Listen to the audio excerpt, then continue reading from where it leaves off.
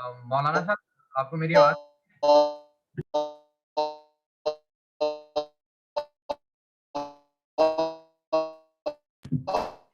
मौलाना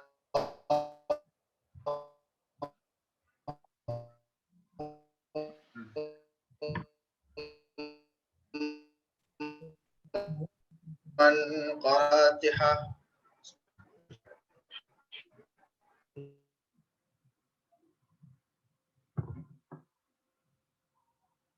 أعوذ بالله من الشيطان الرجيم بسم الله الرحمن الرحيم اللهم كن لي وليك الحجة ابن الحسن صلواتك عليه وعلى آبائه في هذه الساعة وفي كل ساعة وليا وحافظا وقائدا وناصرا ودليلا وعينا حتى تسكنه الزكاة وتمتعه فيها تفصيلا. اللهم صل على محمد. أعوذ بالله السميع العليم من الشيطان اللعين الرجيم. بسم الله الرحمن الرحيم. الحمد لله رب العالمين، بارئ الخلائق أجمعين وباعث الأنبياء والمرسلين، ثم الصلاة والسلام والتحية والإكرام على العبد المؤيد والرسول المسدد الذي سمي في السماء بأحمد وفي الأرضين بأبي القاسم مصطفى محمد صلى الله عليه وعلى أهل بيته الطيبين الطاهرين المعصومين المنتجبين الذين أذهب الله عنهم الرجس وطهرهم تطهيرا. اللهم صل على محمد وآل محمد. اللعنة الدائمة على أعدائهم أجمعين من الآن إلى قيام يوم الدين. اللهم كن لوليك الحجة ابن الحسن صلواتك عليه وعلى آبائه في هذه الساعة وفي كل ساعة وليا وحافظا وقائدا وناصرا ودليلا وعينا حتى تسكنه أرضك توأ وتمتعه فيها طويلا وهب لنا رأفته ورحمته ودعاءه وخيره ما ننال به سعة من رحمتك وفوزا عندك.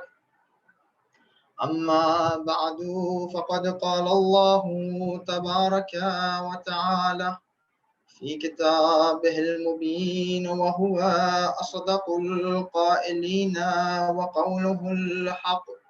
بسم الله الرحمن الرحيم. من عمل صالحا من ذكر أو أنثى وهو مؤمن فلنحيينهم حياة طيبة ولنجزينهم أجرهم بأحسن ما كانوا يعملون. صلاة محمد وآل محمد पर اللهم صل على محمد وآل محمد. ऐज़ान मुहतरम अज़ादारान सैयद शहदा, हयात तैयबा के सिलसिले से आज हमारी नवी गुफ्तगू यहाँ तक पहुँची कि खिदमत में आपकी अर्ज़ किया कि हयात तैयबा यानी एक कामयाब ज़िंदगी है, और वो ज़िंदगी है कि जो दस्तूरात अहले बैत अलैहिमुस्सलाम से हमें हासिल होती है। एक कामयाब ज़िंदगी चाहना हर इंसान चाहता है, फितरत इंसान में है, लेकिन इस फितरी तकाज़े को पूरा करने के लिए इंसान दर दर भटकता रहता है। कि आपकी खिदमत में अर्ज़ हुआ दलाइल के साथ कि क्यों वो वाहिद रास्ता, वो वाहिद दरवाज़ा जो हमें हयात तैयबा यानी एक ऐसी ज़िंदगी जो कामयाब ज़िंदगी है वो अहले बैत अलैहिमुस्सलाम की है। और उसके अलावा इंसान जहां कहीं भी जाता है मुमकिन है कुछ हिस्सा उसे हासिल हो जाए, लेकिन कंप्लीट पिक्चर उसे सिर्फ अहले बैत अलैहिमुस्सलाम के दरवाजे से हासिल हो सकता है, इसलिए कि वो मुत्तसिल वही से, वो मुत्तसिल परवरदिगार मुतआल से जो खालिक हस्ती है, जो खालिक कायनात है। आपकी खिदमत में इसी तरह से अर्ज हुआ कि परवरदिगार मुतआल ने सूरह नहल की जिस आयत को हम बार बार हर रोज जो है तकरार कर रहे हैं, सूरह नहल की आयत नंबर 97 कि उसमें खुदा मुतआल फरमाता है कि अगर तुम चाहते हो वो कामयाब जिंदगी तक पहुंच जाओ तो तुम्हें चाहिए कि सबसे पहले अमल सालेह अंजाम दो। फिर अमल सालेह के सिलसिले गुफ्तगू अर्ज की आपकी खिदमत में कि सबसे पहले अमल सालेह के लिए इल्म शर्त है, इल्म होना चाहिए, दो नियत होनी चाहिए और कंटिन्यूटी होनी चाहिए कि वो आस्ते रास्ते से शैतान हमारे रास्ते को बदल न दे। साथ ही साथ ये भी अर्ज हुआ कि उस ईमान अमल सालेह के साथ साथ शख्स का मुमिन होना भी जरूरी है, और मुमिन के लिए शर्त ईमान विलायत अली इब्न अबी तालिब अलैहिस्सलातु वस्सलाम है। लेकिन जिस जैसे जैसे इंसान के अंदर ये शर्त आती जाती है उसके साथ उसके आसार भी आने चाहिए, और आसार के सिलसिले से बहुत सारी चीजें मौजूद है अहादीस में। लेकिन एक हदीस जो आपकी खिदमत में पेश की इमाम सज्जाद अलैहिस्सलाम से कि जिसके अंदर इमाम वो जगह पर कि जहां पर हर रोज इंसान जो है अपने आप को चेक कर सकता है कि उसके अंदर ईमान किस लेवल तक है या किस कदर उसके अंदर रोशन है, वो आपकी खिदमत में अर्ज की कि 5 अलायम थी कि जो गुजर चुकी हैं। फिर गुज़श्ता मजालिसों में गुफ्तगू यहाँ तक पहुंची थी कि परवरदिगार मुतआल इंसान को अता करता है नेमतें, कभी ये नेमत ज़ाहिरी होती है, कभी ये नेमतें जो है बातिनी होती है। नेमत ज़ाहिरी वही जो हमें जो है अपनी आंखों से दिखाई देती है, हमारे सेंसेस उसको परसीव कर सकते हैं। नेमत बातिनी वो नेमत है कि जो ज़ाहिर में इंसान को नहीं दिखती है, लेकिन इंसान का दिल उससे रिलेटेड रहता है, और जैसे जैसे ये नेमत बातिनी उसके अंदर आती रहती है, दुनिया की ज़ाहिरी नेमतें उसके लिए डिवैल्यू हो जाती है, मगर ये कि उस नेमत को वो खुदा के रास्ते पर खर्च करे। अगर खुदा से हटकर वो खर्च कर रहा है तो उस नेमत जो है बदल के निकमत में तब्दील हो जाती है, यानी वो चीजें जो खुदा ने करार दी थी उससे नजदीक होने के लिए तब्दील हो जाती है कि उससे दूर हो जाए, खुदा से दूर हो जाए, रास्ते को भटक जाए। आज की मजलिस में आपकी खिदमत में यह अर्ज करना है उस आयत का कंटिन्यूएशन, वलनजियन्नहुम, कि अगर इंसान जो है अमल सालेह अंजाम देता है, फर्क नहीं करता मुमिन हो, फर्क नहीं करता है कि औरत हो या मर्द हो, अगर अमल सालेह अंजाम दे रहे हैं और मुमिन है, उनके अंदर ईमान पाया जाता है, हम उन्हें हयात तैयबा अता करेंगे और उन्हें अज्र अता करेंगे। देखिए परवरदिगार मुताल अपने अज्र को अता करता है, हर इंसान पर अता करता है। इंसान का अज्र का दूसरा माना जो है नेमत है जो परवरदिगार मुताल हर इंसान को देता है। लेकिन क्या होता है कि कुछ चीजें जो है इंसान को कुछ नेमतें कम मिलती है और वहीं हम देखते हैं दूसरे लोगों को नेमतें ज्यादा अता होती है। अलबत्ते नेमत की बात हो रही है ना निकमत की। मुमकिन है इंसान के पास जो बहुत सारी चीजें हो, लेकिन वो नेमत नहीं होती, वो अज्र नहीं रहता है बल्कि अजाब रहता है, बल्कि इसलिए उसे दिया जाता है ताकि दुनिया में अपने ऐशो आमाल पूरा कर दे, वो मकाम हकीकी के जहां पर इंसान उसके बाद जहन्नम है वहां तक पहुंच जाए और फिर अपने रास्ते को इदामा दे। उस नेकमतों की बात नहीं हो रही है, बल्कि वो नेमतें जो परवरदिगार इंसान को अता करता है कि जिसके जो खुदा की राह में वो खर्च करता है, उसके बारे में गुफ्तगू है कि परवरदिगार मुताल अपनी रहमतों को जारी रखता है।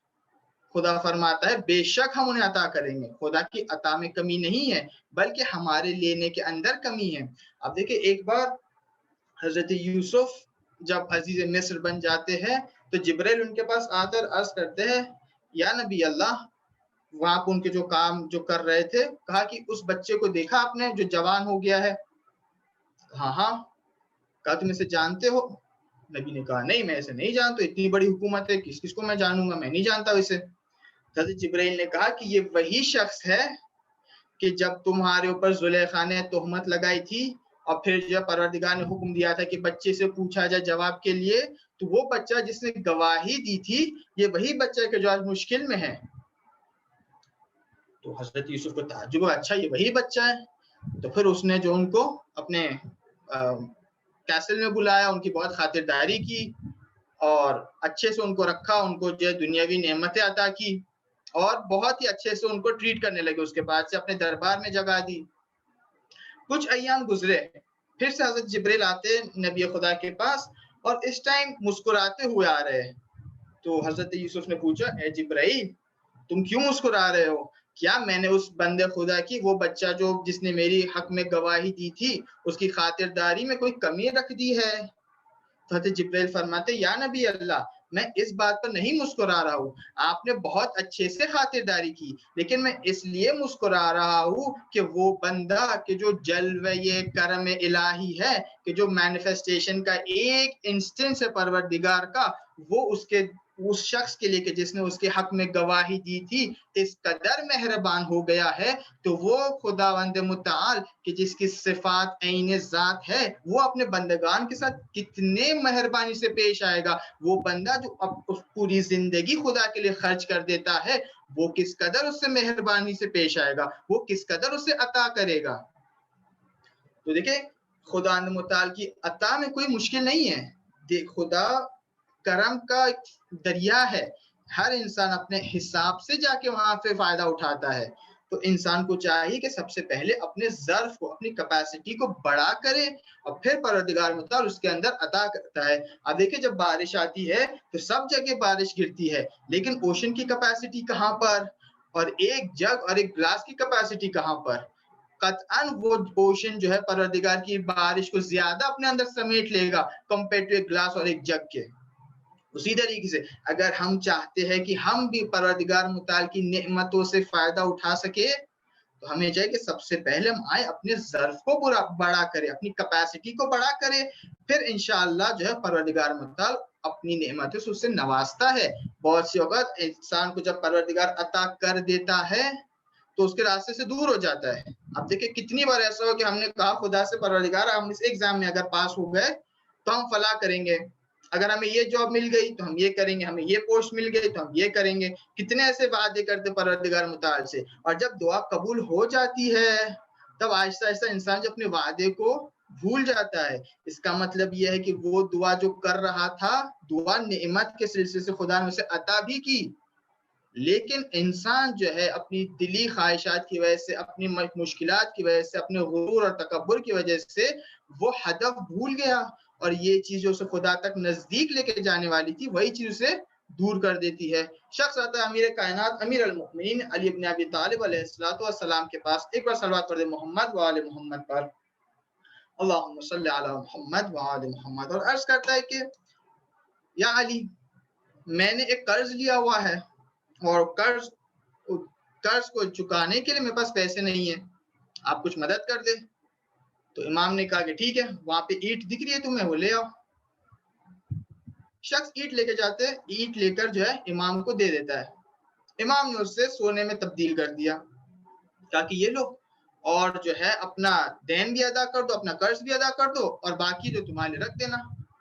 तो शख्स ईंट को तोड़ता है और कहता है कि मौला, मुझे इतनी सी ईंट काफी है मेरा कर्ज अदा करने के लिए। तो मौला ने कहा कि बाकी भी रख दो, बाद में काम आएगी। कहा कि मौला, आप मुझे अपने दरवाजे से दूर करना चाहते हैं, अगर मुझे कल भी जरूरत पड़ेगी तो कल मैं फिर आपके दरवाजे पे आऊंगा, इसलिए कि ये दरवाजे के अलावा कोई दर नहीं है।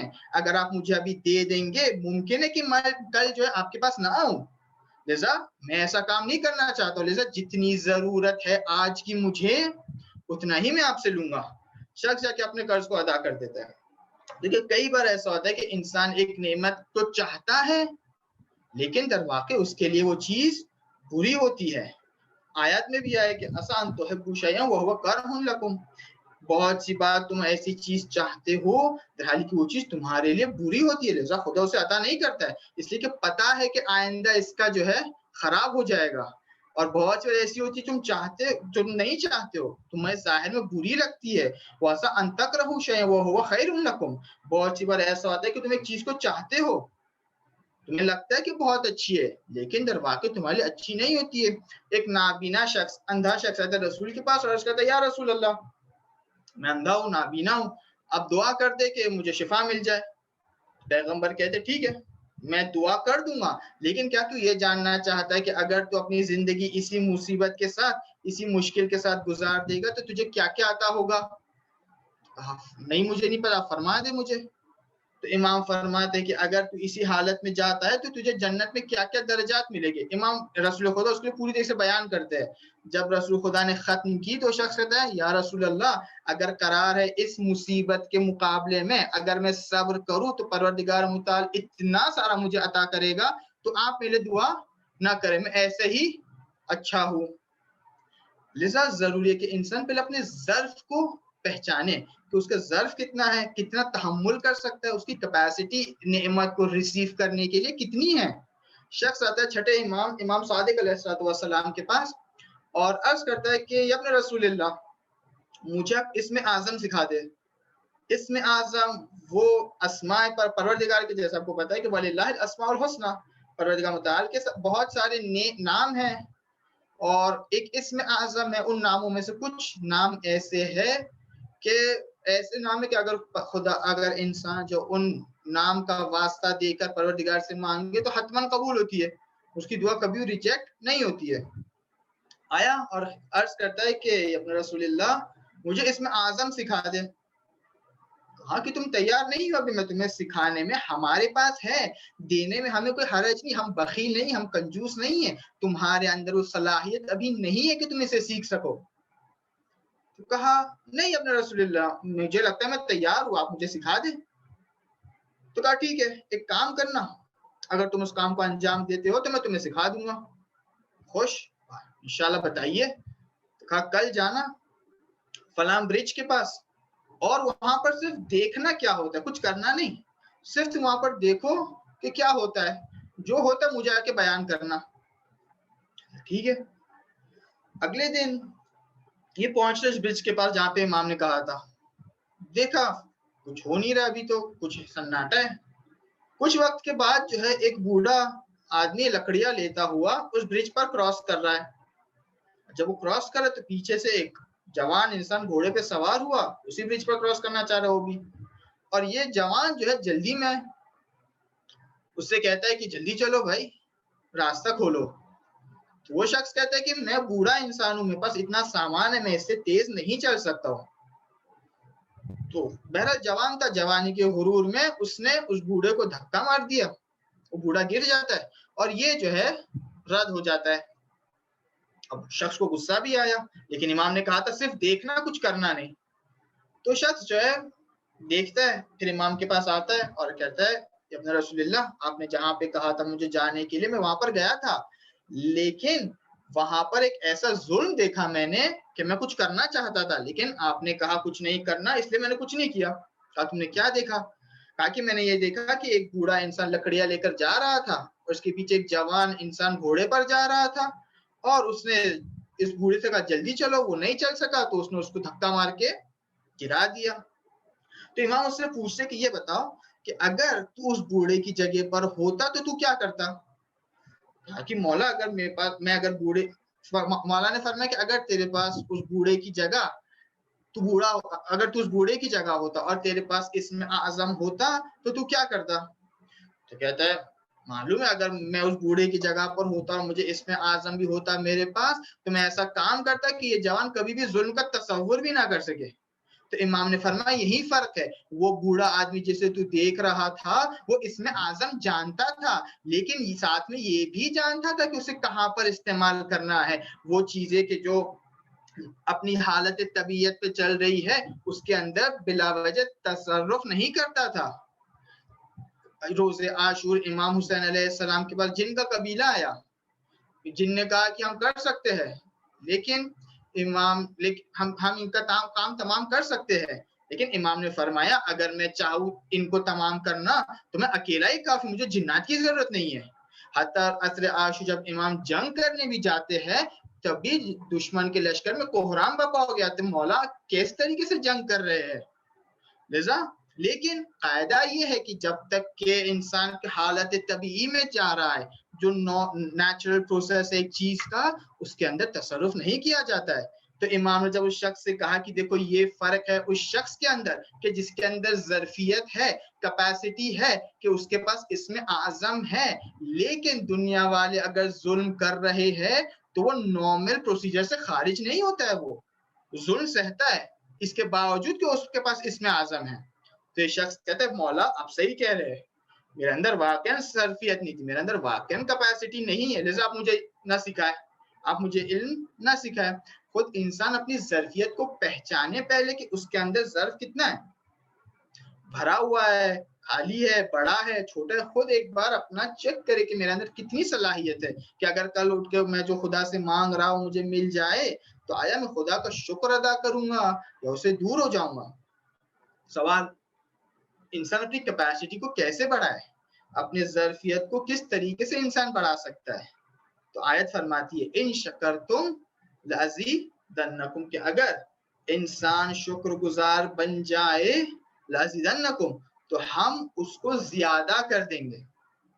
तवज्जो किया आपने, बहुत से इस आयत को इस तरीके से तर्जुमा किया जाता है कि जो एग्जैक्ट नहीं है, सही है लेकिन एग्जैक्ट नहीं है। कहते हैं कि जो है अगर तुम शुक्र करोगे तो नेमत ज्यादा हो जाएगी, मामूलन इस तरीके से बयान कर, लेकिन आयत फरमा रही इन शकरतुम लअज़ीदन्नकुम, ये नहीं कहा इन शकरतुम लअज़ीदन्न निअमतकुम, ये नहीं कहा कि अगर तुम शुक्र अदा करोगे तो हम तुम्हारी नेमतों को बढ़ा देंगे, नहीं कहा अगर तुम शुक्र करोगे तो हम तुम्हें बढ़ा देंगे, तुम्हारी ज़र्फियत को बढ़ा देंगे। अब जब इंसान की ज़र्फियत बढ़ जाती है तो परवरदिगार मुताल की रहमत ऑटोमेटिकली उसके अंदर आने लगती है।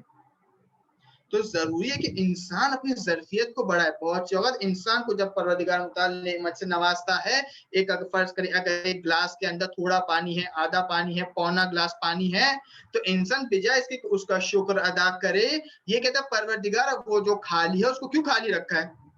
अगर आधा ग्लास पानी है तो इंसान बिजाय इसके को शुक्र करे, परवरदिगार तेरा शुक्र है कि आधा ग्लास पानी दिया, दूसरा ग्लास भी भर दे, दुआ करे, फौरन कहता है परवरदिगार वो आधा जो नहीं दिया है वो क्यों नहीं दिया मुझे।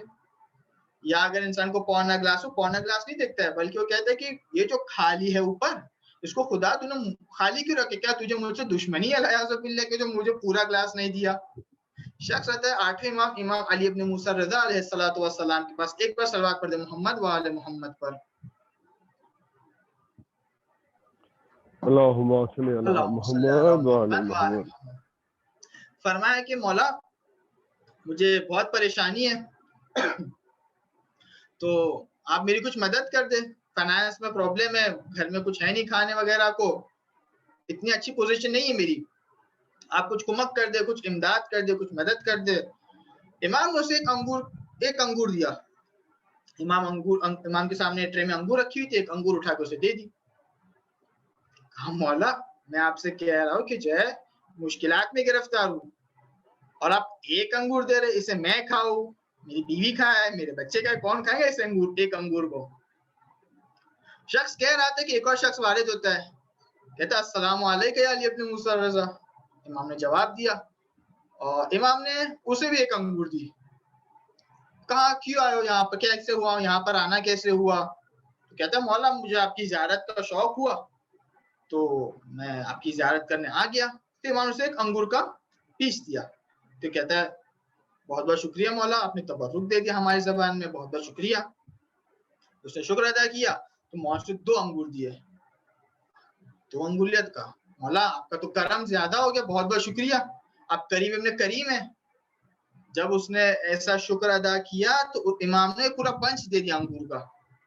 अब जब बंच दिया तो वो और भी शुक्र अदा, मौला बहुत आपके मेरे लिए भी दिया, आपने घर वालों के, बहुत बहुत शुक्रिया, जज़ाकुमुल्लाह। फिर देखा कि और शुक्र कर रहा है तो इमाम ने पूरी अंगूर की ट्रे दे दी उसे, और खाकसारी से शुक्र अदा करने लगा। फिर आगे जाके इमाम ने हत्ता रिवायत में है कि एक कागज मंगवाया, जो अंगूर का बाग था वो भी दे दिया उसे, ताकि ये भी तुम्हारा। वो शख्स जो फाइनेंस के मुश्किलात से आया था, कंप्लेन कर रहा था, शिकायत कर रहा था, कहा मौला ये तो आपकी ज़ियारत करने आया था, इसको कोई मुश्किल भी नहीं थी, आपने इसको इतना सारा दे दिया, और मैं जो यहाँ पे कह रहा हूँ कि मुझे मुश्किल है, गिरफ्तार हूँ, परेशान हूँ, घर में कुछ खाने को नहीं है, आपने मुझे सिर्फ एक अंगूर दी। तो मौला ने यही कहा देखो तुमने उसने भी, हमने उसको भी पहले एक ही अंगूर दी थी, उसने शुक्र अदा किया तब हमने 2 किया, फिर शुक्र अदा किया तो हमने 3 किया, फिर शुक्र अदा किया तो एक पूरा बंच दे दिया, फिर शुक्र अदा किया तो ट्रे दे दी, फिर शुक्र अदा किया तो पूरा बाग दे दिया। उसके अंदर ये सलाहियत थी कि जब वो एक नेमत को देखता है तो शुक्र अदा करता है। तुम्हारे अंदर ये सलाहियत नहीं है, हमने आपको एक नेमत दी, एक अंगूर का टुकड़ा दिया, बेजाय इसके कि शुक्र अदा करो, कंप्लेन करने के परवरदिगार एक क्यों दिया, 2 देता, इतनी सारी मुश्किलात है मेरे पास, एक से क्या होगा। तो कहा कि तेरे अंदर ज़र्फियत नहीं है, तेरे अंदर सलाहियत नहीं है कि तुझे और नेमतों से नवाजा जाए। लेकिन उस तरफ उसके अंदर इतनी सलाहियत थी कि जब उसको एक चीज दी गई उसका शुक्र अदा किया उसने, और जब शुक्र अदा करता है तो परवरदिगार ताला फरमाता है लइन शकरतुम लज़ीदन्नकुम व इन कफरतुम इन अज़ाबी लशदीद। अलबत्ता ये सिर्फ पहली चीज। अच्छा, तो सबसे पहले कि इंसान जो है शुक्र अदा करे, अगर चाहता है कि उसके कैपेसिटी बढ़े, उसका ज़र्फ बढ़े कि खुदा ताला से और नेमतों से नवाजे, तो सबसे पहले जरूरी है कि इंसान शुक्र अदा करे। और इमाम सादिक अलैहिस्सलाम फरमाते हैं अदना शुक्र के सबसे छोटा दर्जा शुक्र का ये है रुयतुल नेमत मिन अल्लाह, कि इंसान को जो नेमतें दी जाती है वो ये देखिए किसकी तरफ से आया है। अगर आपके घर के बाहर एक बड़ा सा पार्सल आ जाए, गिफ्ट का डब्बा आ जाए और उसके अंदर वैसी चीज हो जो आपके काम की हो, आप एक बार इस्तेमाल करने से पहले सोचेंगे भाई किसने भेजा इसे, और अब फिर खोलने का आपने देखा कि आपकी काम की चीज है तो आप और भी ढूंढने भाई कौन था वो, उसका जाके शुक्र अदा करेंगे।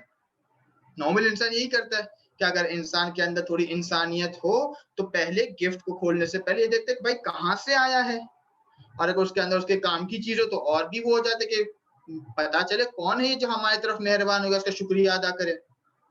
तो इमाम सादिक फरमाते हैं कि अदना शुक्र रुयतुल नेमत मिन अल्लाह, कि इंसान का सबसे कम तरीन दर्जा शुक्र का ये है कि उसके पास जो नेमतें है उसी देखिए परवरदिगार मुताल से आई है। ये सिर्फ मादी चीजों के बारे में नहीं है कि इंसान देखिए अगर उसके पास पैसा आ गया तो क्या खुदा का शुक्र, या जो है एक अच्छा घर आ गया, अच्छी गाड़ी आ गई, या अच्छे बच्चे हो गए तो कहे खुदा का शुक्र। नहीं, हत्ता मानवी लिहाज से हयात तैयबा मादी लिहाज से भी रिलेटेड है, लेकिन ज्यादा उसका दिल से कनेक्टेड है कि उसका परसेप्शन क्या है दुनिया का।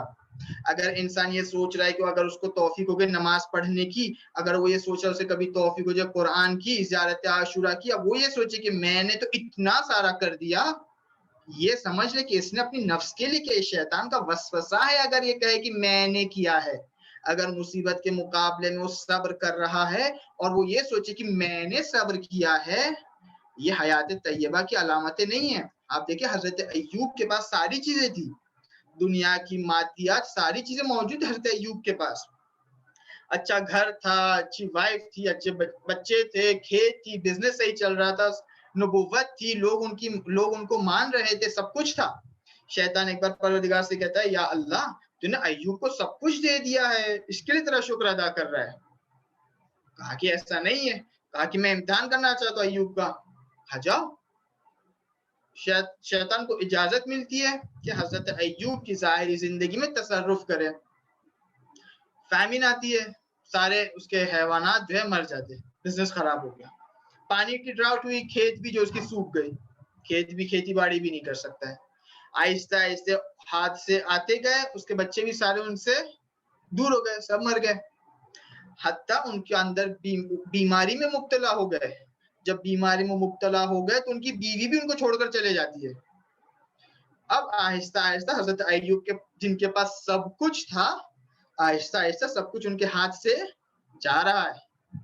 कहा कि जो है अच्छी जिंदगी थी वो तब्दील हो गई, इतनी अच्छी जिंदगी नहीं है अभी, कुछ भी नहीं उनके पास, ना खेत है, ना हैवानात है, ना बच्चे हैं, ना बीवी है, प्लस बीमारी भी है। अब आहिस्ता आहिस्ता लोगों को शक होने लगा कि अगर ये वाकई नबी खुदा है तो फिर इनके ऊपर इतनी बलाएं क्यों आ रही है, इतनी मुसीबतें क्यों आ रही है इनके ऊपर। और मामूला अगर आप देखें तो जहां पर भी लोगों को रसूल की रिसालत या इमाम की इमामत के ऊपर सवाल आता था तो लोग बहुत सेंसिटिव हो जाते थे। ईद गदीर का वाक़या देखे, शख्स आके कहता है कि पहले तो खुद रसूल खुदा फरमा आयत कुरान वल्लाहु यासिमुका मिनन नास, कि परवरदिगार तुम्हें लोगों के शर से बचाएगा। खौफ था रसूल को कि ऐसा ना हो कि मैं ये ऐलान कर दूं और ये समझे कि जो है मैं अपनी तरफ से ऐलान कर रहा हूँ, खौफ था। और चनाचे बाद में हुआ भी, सअला साइलुन बिअज़ाबिन वाक़िअ के एक शख्स आके पूछा या रसूल अल्लाह अगर ये आपकी तरफ से है तो मैं नहीं मानता हूँ, खुदा की तरफ से तो मुझ पर अजाब नाजिल हो जाए। अजाब नाजिल हो गया। तो रसूल जिस शख्स के पास भी विलायत होती थी, इमाम हो या रसूल, बहुत सेंसिटिव थे इस मसले में कि उनके ऊपर कोई शक करे कि आया तुम वाकई खुदा की तरफ से भेजे हुए या नहीं। हजरत अय्यूब के पास जब सब कुछ चला गया, लोग शक करने लगे कि आया इनके पास वाकई रिसालत है, आया वाकई नबी खुदा है, अगर होते तो इनके ऊपर इतनी मुसीबतें नहीं आती। वो खुद चाहते थे दुआ कर लेते, खुदाया नबी की दुआ जो हमेशा कबूल है, दुआ कर लेते, या जो है बीमार है फौरन दुआ करते, फौरन शिफा मिल जाती मौजिज़े से। अब ये इतने सारे साल से मुब्तला है, उनका सब कुछ जो इतना आबाद था सब कुछ लुट गया, इसका मतलब ये कि कुछ तो अलियाज़ुबिल्लाह दाल में काला है। तो आहिस्ता आहिस्ता लोगों ने अय्यूब नबी की बात को भी मानना कम कर दिया, छोड़ दिया। और हजरत अय्यूब के लिए बहुत सख्त था कि एक इंसान आके उनकी रिसालत पर आके शक करे। तो एक बार खुदा मुताल के पास गिलेमंद होते हैं, शिकवा करते, परवरदिगारा और कितना सब्र करूं और कितना इम्तिहान लेगा मेरा, सब कुछ चला गया, अब लोग भी ये शक कर रहे हैं कि आया मैं तेरा वाकई नबी हूं या नहीं, कितना इम्तिहान होगा और कितना मैं सब्र करूं। आवाज आई, अय्यूब ये जो तुम सब्र कर रहे थे, तुम खुद सब्र कर रहे थे या तुम्हें परवरदिगार ने तौफीक दी थी तब जाके तुम सब्र कर रहे हो? जैसे ये आवाज आई, हजरत अय्यूब को रियलाइज हुआ कि नहीं, जो भी है, जितना भी मानवीय स्पिरिचुअलिटी है मेरे अंदर, वो अल्लाह तबारक व तआला की तरफ से है। हमारा खुद के अंदर इसका रोल सिर्फ ये कि हमने उसे चूज किया है, वो भी तौफीक खुदा थी तब जाके चूज कर पाए। जैसा इंडिपेंडेंट होना खुदा से अपने स्पिरिचुअल अफेयर्स में भी ये खुदा की तरफ नहीं लेके जा रहा बल्कि शैतान की तरफ लेकर जाता है। उसके बाद से रिवायात में है कि हजरत अय्यूब ने जैसे ये सुना, नीचे से कीचड़ उठाया और अपने जबान में रख दिया कि मैंने कौन सी बात कह दी। तो इंसान अगर हयात तैयबा तक भी पहुंच जाए, अगर इंसान के अंदर वो सिफात आ जाए जो हयात तैयबा के लिए है, कि जिसको इंशाल्लाह आज अगर वक्त हुआ तो अर्ज करूंगा, तो तब भी इंसान ये ना समझे कि मैंने कुछ किया है। अगर कभी नमाज पढ़ने की तौफीक हुई, दूसरे को नहीं हो रही है, तो कभी ये ना सोचो मैंने तो नमाज पढ़ ली, उसने तो नमाज नहीं पढ़ी, अब मैं उससे ज्यादा बेहतर हो गया। या अगर कुरान पढ़ता है या नमाज शब की कभी तौफीक हो जाए, या माह रमजान में रोजा रख रहा है, दूसरा नहीं रख रहा है, तो ये हक नहीं है कहने का कि तू तो नहीं रख रहा है, तू जहन्नम में जाएगा, मैं जन्नत में। इसको मना किया गया अहले बैत अलैहिस्सलाम ने कि अगर कोई ईमान के दूसरे दर्जे पर है और वो पहले दर्जे वाले को कहता है कि भाई तेरे अंदर ईमान नहीं है, ये गलत है। इमाम ने मना किया इस तरीके से लहजे को अपनाने के लिए, इसलिए कि हर वो तौफीक जो अच्छे काम के लिए इंसान को आती है वो परवरदिगार मुताल की तरफ से है। तो सबसे पहला मर्तबा कि इंसान अगर चाहता है अपने ज़र्फ को, अपनी कैपेसिटी को बढ़ाए ताकि परवरदिगार मुताल वो फयूज़ात, वो हयात तैयबा उसे अता करे, ये है कि अपने आप को बड़ा करे। बड़ा कैसे होगा? सबसे पहले शुक्र अदा करके। शुक्र का सबसे पहला मरहला ये है कि वो देखे कि ये नेमत जो खुद उसके पास आई है, नेमत चाहे जाहिरी हो या बातिनी हो, कल आपने अर्ज किया कि नेमत या जाहिरी है या बातिनी है, दोनों में ये तसव्वुर रहे कि वो शय या वो जात जो उसे अता कर रही है वो अल्लाह तबारक व तआला है। तो सबसे पहली चीज। दूसरी चीज कि जब इंसान ये सोच लेता है कि उसके पास ये नेमत जो आ रही है वो खुदा की तरफ से है, तो उसका एक असर ये है कि जहां पर खुदा ने कहा है खर्च करने के लिए, वहां पर खर्च करता है। अलबत्ता खर्च करते टाइम भी इफरात और तफरीत नहीं करता है, जिसके बारे में गुफ्तगू हो चुकी है। लेकिन जो नेमत परवरदिगार देता है उसे खुदा की राह में खर्च करता है। आप देखिए हजरत दाऊद अलैहिस्सलाम एक बार सो रहे थे तो उन्हें ख्वाब में मलाइका आते और कहते कि या दाऊद, परवरदिगार ने इरादा किया है और तुम्हें इख्तियार दिया है। इरादा ये किया है कि तुम्हारे पास कुछ मुद्दत तक सख्ती आएगी और कुछ मुद्दत तक तुम्हारे लिए बहुत आसानी होगी, नेमत की फरावानी होगी।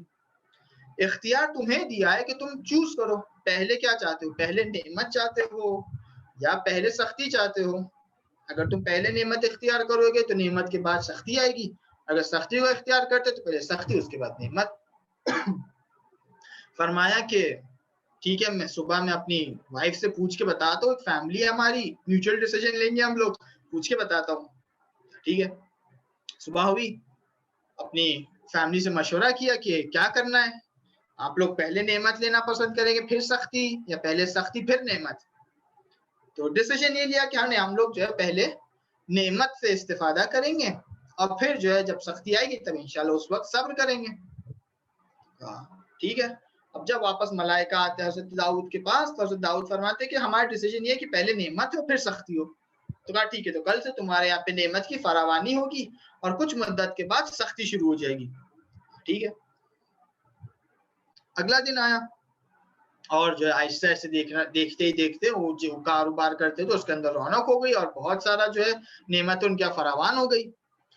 तो उन्होंने सोचा कि अभी तो हमारे पास गारंटी है कि अभी हम लोग जितना भी खर्च करेंगे, परवरदिगार ने कहा है कि फिलहाल तुम्हारे लिए नेमतें हैं, फरावान है, बहुत सारी नेमतें तुम्हें अता करेंगे।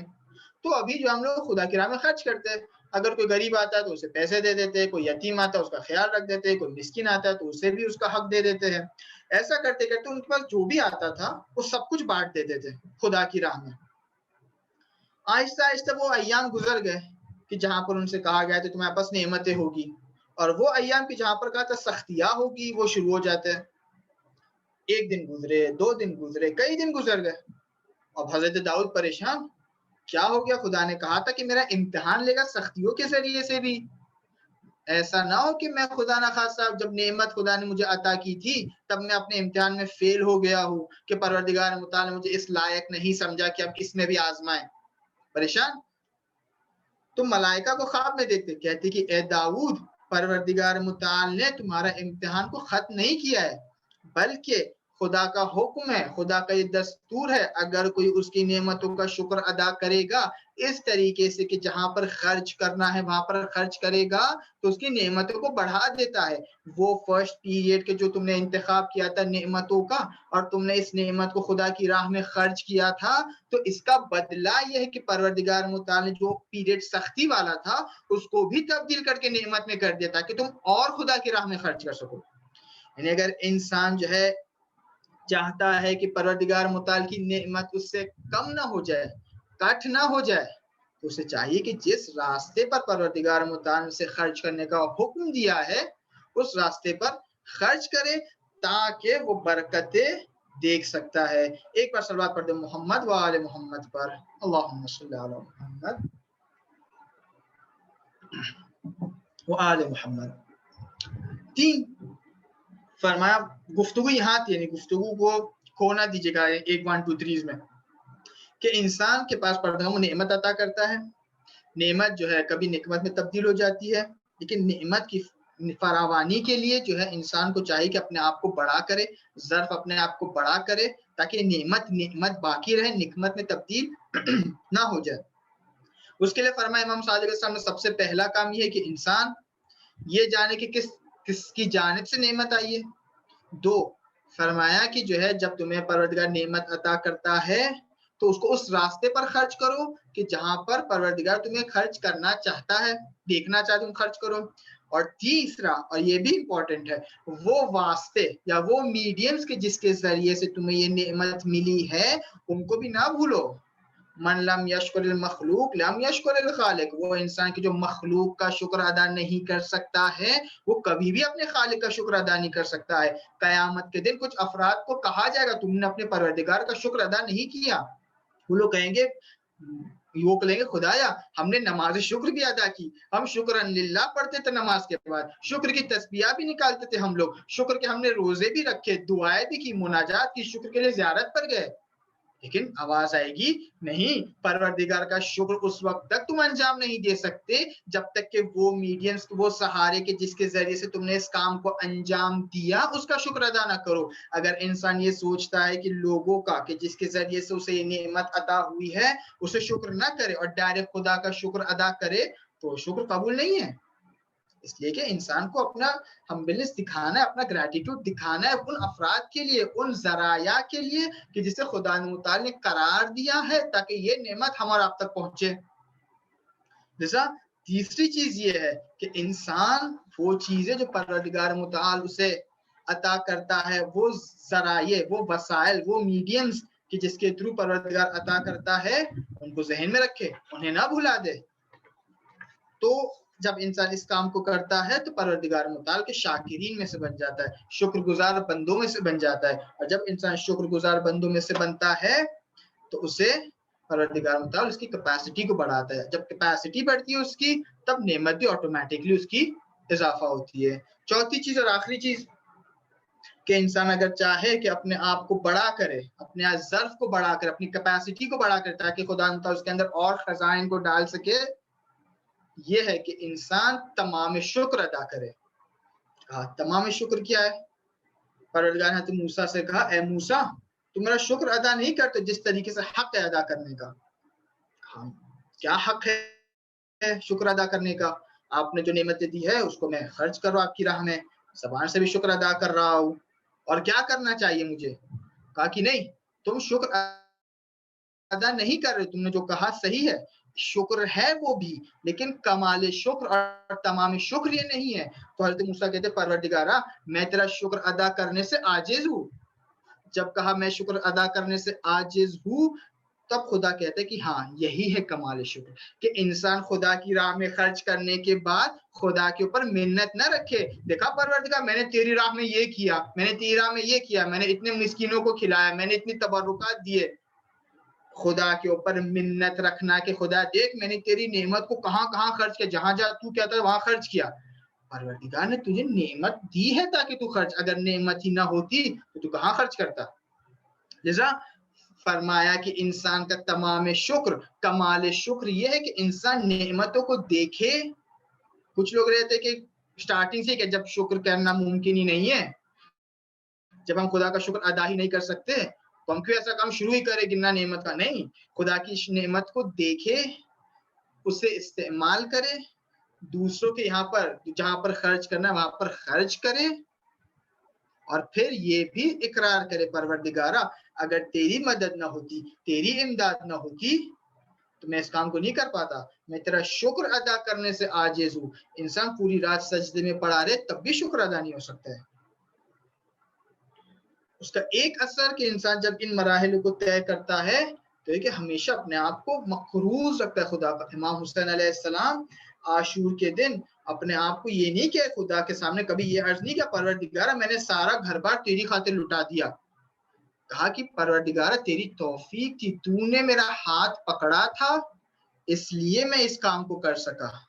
या ग़ियासल मुस्तगीसीन, ए वो खुदा कि जब जिसको पुकारा जाए तो वो जवाब देता है, मुझे आखिरी लम्हे में अपने हाल पर वागुजार नहीं कर देना। खुद इमाम के जुमले जब मलऊन जो है इमाम को शहीद करने जा रहा था, या ग़ियासल ला माबूद सिवाक, तेरे अलावा कोई माबूद नहीं है, इस मरहले पर भी मेरे हाथ को अकेला नहीं छोड़ना। जनाब अली असगर अलैहिस्सलाम का जब जनाजा उठाया तो फरमाया, परवरदिगारा, ये मुसीबत हुसैन के लिए बहुत सख्त है, लेकिन इसलिए कि तू देख रहा है मेरे लिए आसान है।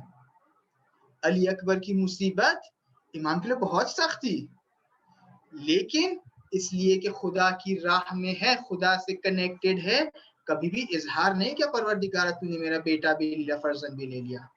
हर लम्हा शुक्र किया।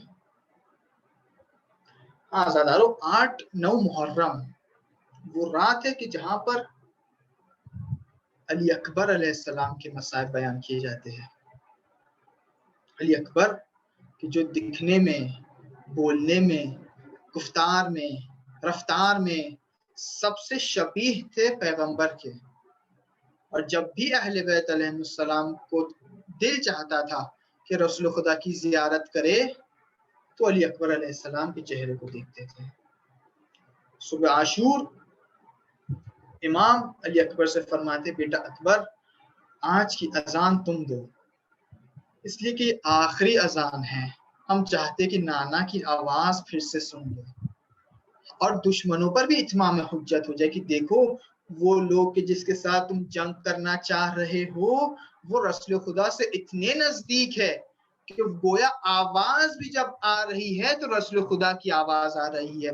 और ऐसा थे, जब अली अकबर ने आजान दी सुबह आशूर की, तो दुश्मन के खेमों में लोग परेशान थे कि क्या रसूल खुदा फिर से आजान दे रहे हैं।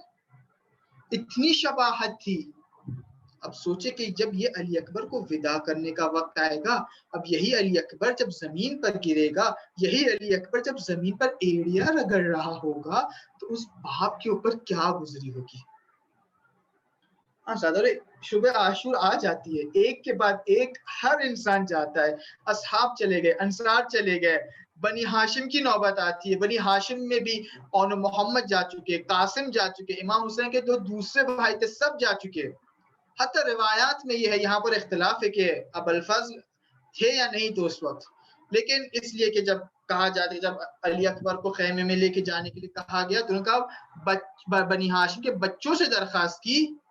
इससे कुछ उलमा ने ये इस्तेफादा किया कि उस वक्त पर हज़रत अबुल फजल भी नहीं थे। अगर इस रिवायत को माना जाए तो हत्ता अबुल फजल को भी दे चुके हैं। अब बड़ों में सिर्फ इमाम हुसैन है और एक अली अकबर है।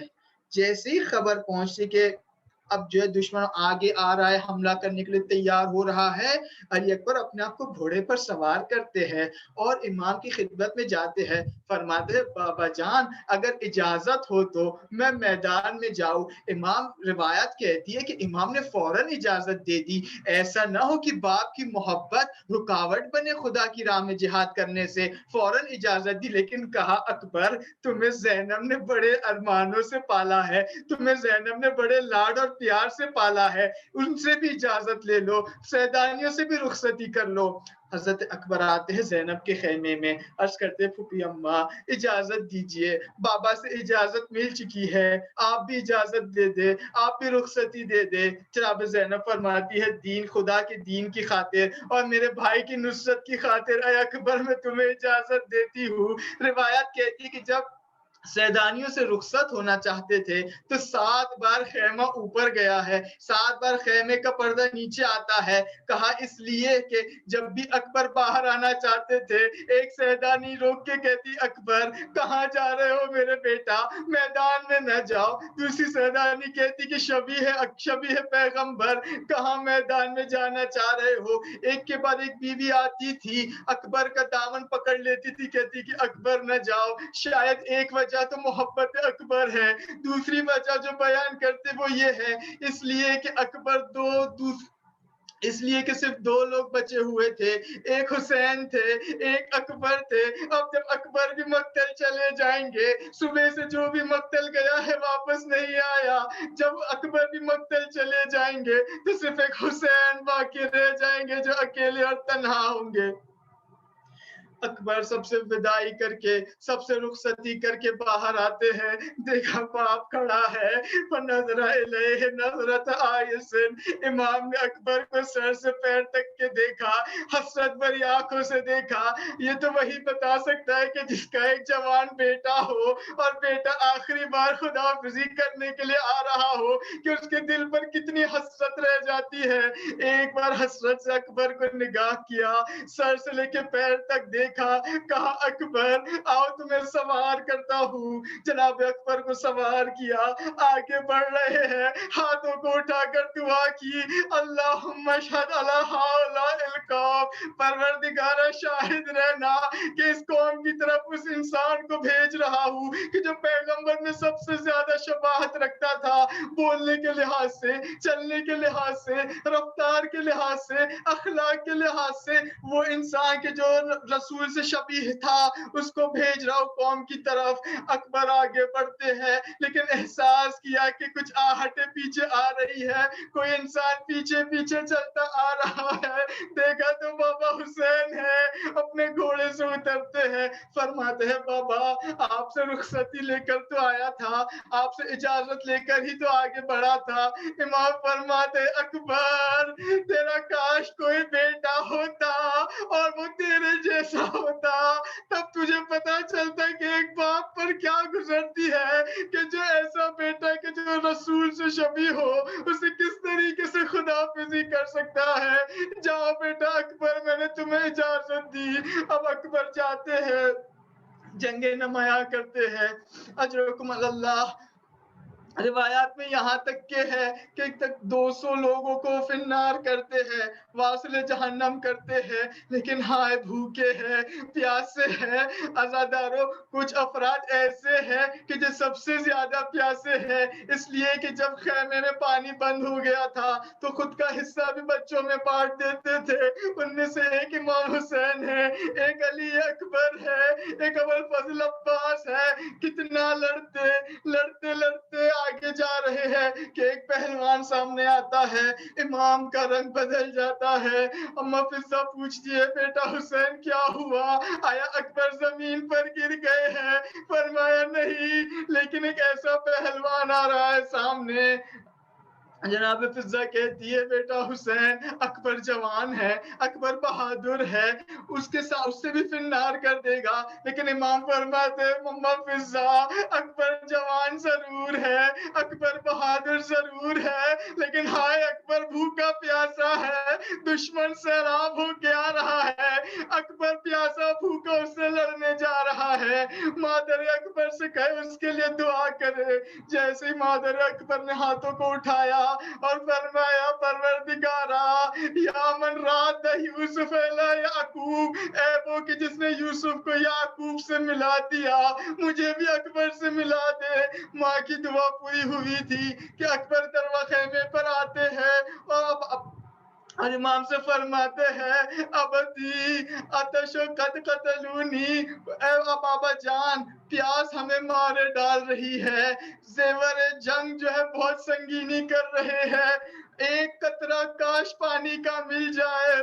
मुझे नहीं पता हजरत अली अकबर की बात है, पता था खैमे में पानी नहीं है, लेकिन पानी की तलब की। शायद ये बताना चाह रहे हो किस कदर तश्नगी का आलम था, या उलमा ने ये बयान किया, शायद ये कहना चाह रहे हो, बाबा आप इजाजत दे दे कि शहीद हो जाऊं, अब मरने की इजाजत दे दे हमें। इमाम ने जनाब अकबर की जबान को अपनी जबान पर रखा, मारिफ को पहुंचाया और कहा कि ऐ अकबर जाओ, बहुत जल्दी नाना रसूलुल्लाह तुम्हें सैराब कर देंगे, कुछ देर है। और अली अकबर जाते हैं जंग में, कितना जंग करते करते करते एक बार एक मलून का वार हुआ, बर्छी फेंकी, अकबर के सीने में लगी, अकबर संभल न पाए, अपने आप को घोड़े की गर्दन पर रख दिया, घोड़े की गर्दन पर हाथ रखा, लेकिन हाय अकबर खून जख्मों से चूर चूर है, खून घोड़े की आंख में जाता है, और बजाय इसके कि खैमों की तरफ जाए, वो दुश्मनों के दरमियान चला जाता है। अब जब दुश्मन के दरमियान आते हैं तो जिसके पास जो था उसने अकबर पर वार किया। हाँ, एक वक्त ऐसा आता है कि अकबर घोड़े पर संभल न सके, जमीन पर आते हैं, फरमाए अबता अलैकुम मिन्नस्सलाम, हाद जद्दी रसूलुल्लाह, फरमाया कि ऐ बाबा जान, आप पर मेरा सलाम हो, मुझे पता है आप तन्हा है, मदद के लिए नहीं पुकार रहा हूँ, मेरा सलाम कबूल कीजिए, हाज़ा जद्दी रसूलुल्लाह, और आपने कहा था कि जद आएंगे, लो मेरे जद आ गए हैं मेरे को मुझे पानी देने के लिए। जब इमाम ने इस आवाज को सुनी, फौरन गए मैदान की तरफ, लेकिन आलम क्या है, आगे जाते हैं, गिरते हैं, संभलते हैं, गिरते हैं, संभलते हैं, आंखों की बीनाई जा चुकी है, आंखों की रोशनाई जा चुकी है, आवाज देते हैं, ए अली बता मेरे बच्चे तू मैदान में कहाँ पर है। रिवायत में मिलता है कि इमाम हुसैन घुटनियों के बल चलते हुए अली अकबर के पास पहुंचे हैं। जब देखा बर्छी सीने में है, हाथ की आस्तीनों को ऊपर किया, बर्छी को निकालना चाहा, बर्छी को निकाला, साथ में अली अकबर की रूह भी परवास कर गई। फरमाया, परवरदिगारा इस कुर्बानी को मुझसे कबूल कर ले। फबका बुका अन आलिया, और जोर जोर से गिरिया करने लगे, फरमाने लगे, वलदी अली, ऐ मेरे बेटे अली। वहां दुश्मन हंस रहे थे, या इमाम अपने लाल पर गिरिया कर रहे थे। इमाम उठते हैं, उमर साथ के हंसते हुए चेहरे से कहते हैं, परवरदिगारा इसकी नस्ल को नाबूद कर दे, इमाम ने अपने रुखसार को फवदा खद्दहु अला खद्दे, अपने रुखसार को अली अकबर के चेहरे पर रखा। थोड़ी देर हो गई, वहां ज़ैनब को लगा हुसैन का भी इंतकाल हो गया है। वहां हुसैन की आवाज देकर बाहर आ रही थी कि इमाम फरमाए ज़ैनब अभी हुसैन जिंदा है। इमाम हुसैन अली अकबर के जनाजे से उठते हैं। अलग दुनिया बाद कल अफा, अली अकबर तेरे बाद इस दुनिया पर खाक हो। लाशा उठाना चाहते हैं, हाँ, लेकिन बूढ़ा बाप जिसका कमर बनी हाशिम भी जा चुका है, जिसकी कुव्वत बाजू भी जा चुकी है, जिसकी आंख से रोशनाई भी जा चुकी है, किस कदर खेमों की तरफ लेकर जाए। आवाज दी, बनी हाशिम के बच्चों, आओ अली अकबर के जनाजे को खेमों में ले जाओ।